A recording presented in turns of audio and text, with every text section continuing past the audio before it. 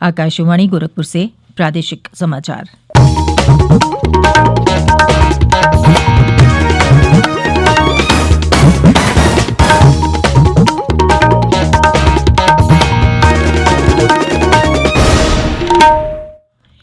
नमस्कार। समाचार बुलेटिन के साथ मैं सुकीर्ति अस्थाना। पहले मुख्य समाचार। प्रधानमंत्री नरेंद्र मोदी ने कल नई दिल्ली में नए संसद भवन की रखी आधारशिला। कहा, नया भवन आत्मनिर्भर भारत की परिकल्पना का है हिस्सा। मुख्यमंत्री योगी आदित्यनाथ ने पूर्वांचल का सतत विकास विषय पर 2 दिवसीय राष्ट्रीय सेमिनार और संगोष्ठी का कल किया शुभारंभ। पूर्वी उत्तर प्रदेश में बताई विकास की असीम संभावनाएं। उप मुख्यमंत्री केशव प्रसाद मौर्य ने कोविड-19 के प्रति जागरूकता पैदा करने की आवश्यकता पर दिया बल। कहा, संक्रमण से बचाव के लिए निर्धारित प्रोटोकॉल का करें अनुपालन। और प्रदेश में कोरोना संक्रमण में लगातार आ रही है कमी। पिछले 24 घंटों में मिले 1,662 नए मरीज। सक्रिय रोगियों की संख्या 20,801।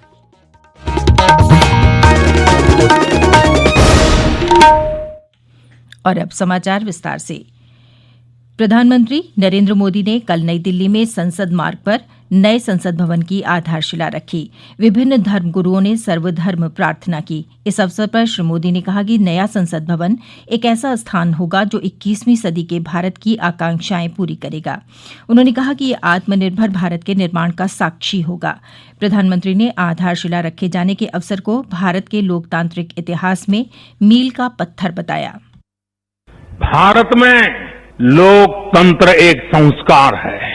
भारत के लिए लोकतंत्र जीवन मूल्य है, जीवन पद्धति है, राष्ट्र जीवन की आत्मा है। भारत का लोकतंत्र सदियों के अनुभव से विकसित हुई व्यवस्था है। भारत के लिए लोकतंत्र में जीवन मंत्र भी है, जीवन तत्व भी है और साथ ही व्यवस्था का तंत्र भी है। प्रधानमंत्री ने कहा कि वो उस क्षण को कभी नहीं भूल पाएंगे जब उन्होंने वर्ष 2014 में पहली बार संसद भवन में प्रवेश करते हुए इसके द्वार पर सम्मान से सिर झुकाया था। उन्होंने कहा कि नया भवन सांसदों की कुशलता बढ़ाएगा क्योंकि यह आधुनिक सुविधाओं से लैस होगा। श्री मोदी ने कहा कि भारत का लोकतंत्र शताब्दियों के अनुभव से विकसित हुआ है। ये नया भवन आत्मनिर्भर भारत की परिकल्पना का हिस्सा है। स्वतंत्रता के बाद संसद भवन का निर्माण एक ऐतिहासिक अवसर है।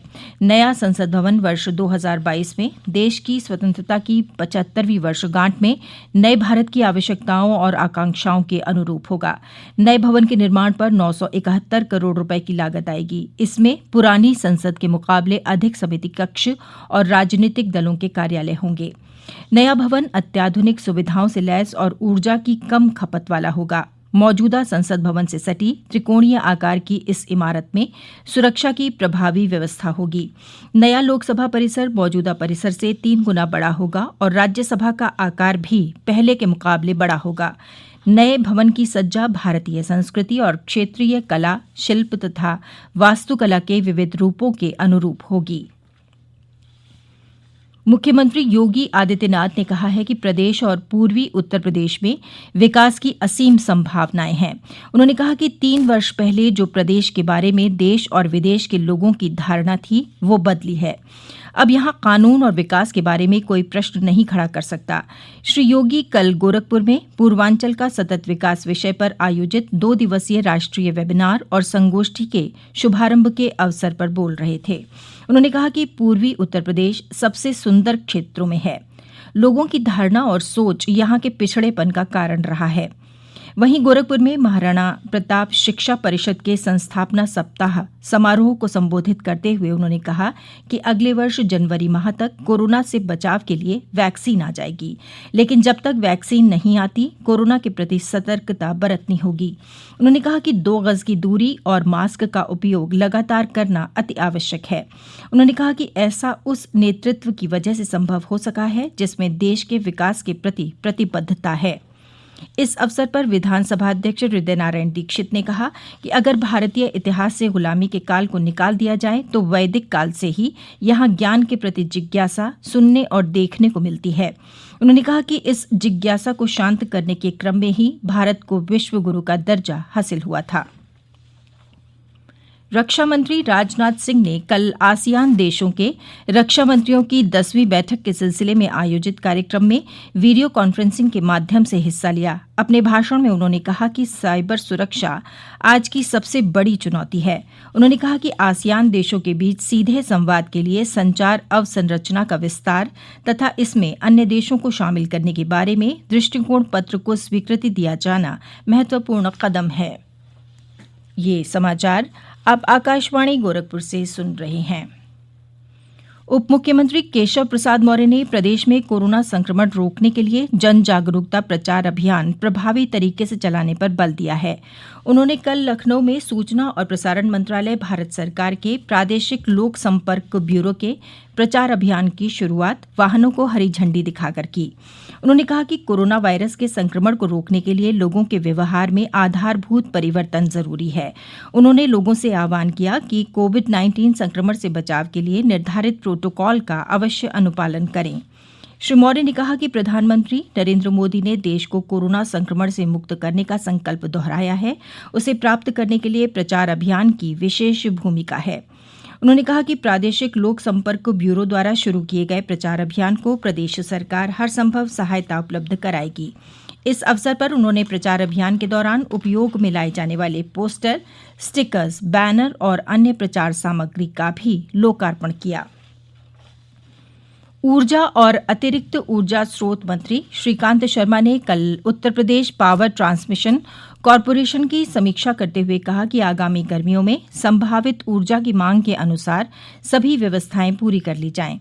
उन्होंने निर्देश दिया कि जिन पारेषण केंद्रों पर ओवरलोडिंग है या 90% क्षमता पर चल रहे हैं, उनकी गर्मी शुरू होने से पहले ही क्षमता वृद्धि की जाए।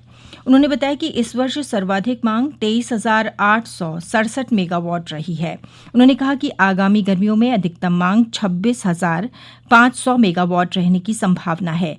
इसके लिए आवश्यक क्षमता वृद्धि कर ली जाए। श्री शर्मा ने बताया कि कॉरपोरेशन वर्ष 2025 तक आवश्यक मांग के अनुरूप पारेषण नेटवर्क विकसित करने की योजना पर काम कर रहा है और उस समय कुल विद्युत मांग 31,500 मेगावाट होने की संभावना है। इसकी पूर्ति के लिए आवश्यक पारेषण तंत्र के साथ ही कुल 198 नए पारेषण केंद्र भी बनाए जाएंगे। बिजली मंत्री ने निर्देश दिया कि ट्रांसमिशन लाइनों को बनाते समय इस बात का ध्यान रखा जाए कि कृषि भूमि का अधिग्रहण कम से कम हो।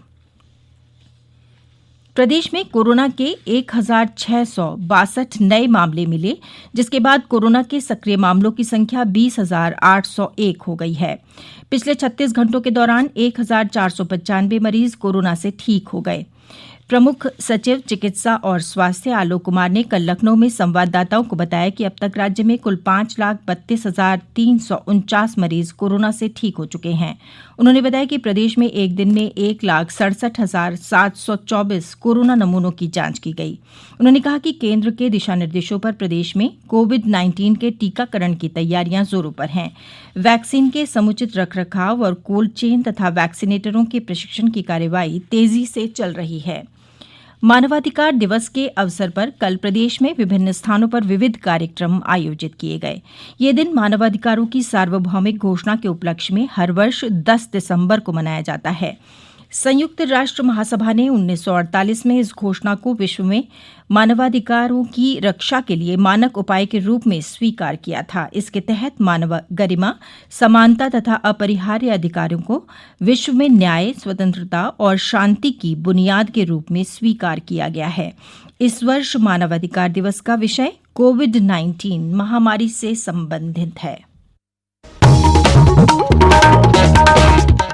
और अंत में इस बुलेटिन के मुख्य समाचार एक बार फिर।